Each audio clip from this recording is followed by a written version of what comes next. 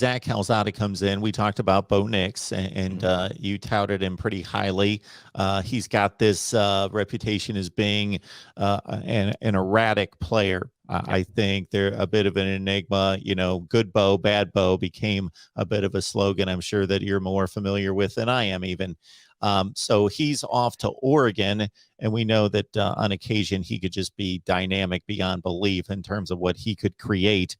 And I certainly thought that he developed as a passer and decision maker during his time at Auburn. So regardless, he's off to Oregon. Zach Calzada, that everyone should be familiar with, coming in from Texas A&M. And it's interesting to see that the quarterback influx just within the SEC Western Division.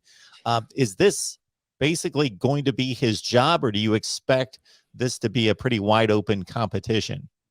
The way I've expressed to it on my channel and with our viewers there is this, and I made a video and plan to make some updates to this video throughout the offseason. So we kind of started with what do we know now and what we should anticipate at this point. And then we'll probably reassess that after A-Day, spring practice, and then probably as we get into the heat, literally here in the South, of fall practice, and start talking then. We'll have some real concrete stuff. As of this point, you know, I'm willing to still give TJ Finley the chance because he has a leg up in terms of being here, knowing the system, even though the system is now changing as of this stream with Austin Davis leaving.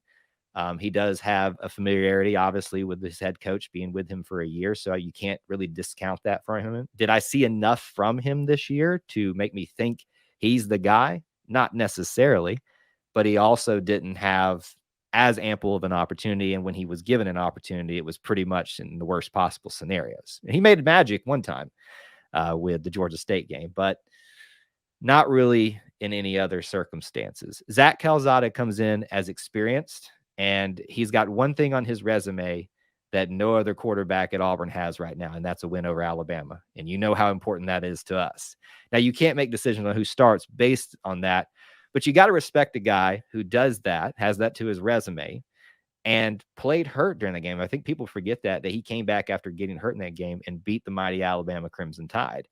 Granted, it was at home, but still an impressive showing. I remember watching that. Is it his job to win?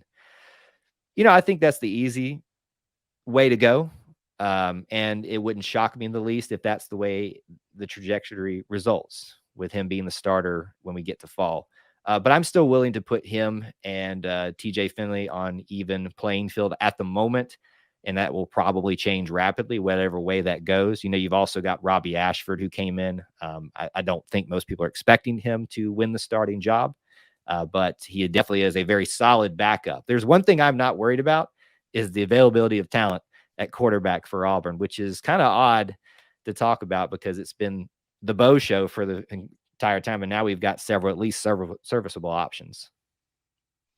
Absolutely, and you could consider that maybe a one-for-one trade. Robbie Ashford, a bit of a baseball player who's also a very athletic quarterback at Oregon, but untested coming in as well.